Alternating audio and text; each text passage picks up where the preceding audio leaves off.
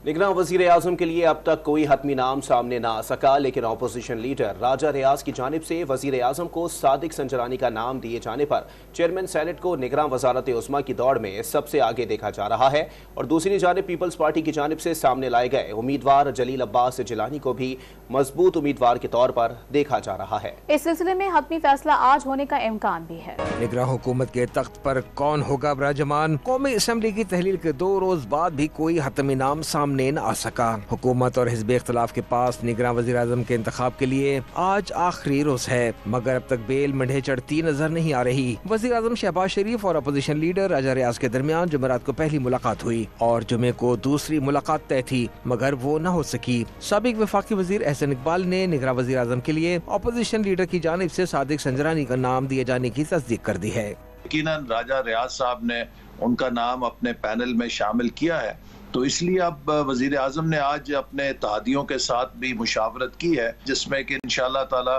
ये फैसला इत्तफाक राय से उम्मीद है हो जाएगा।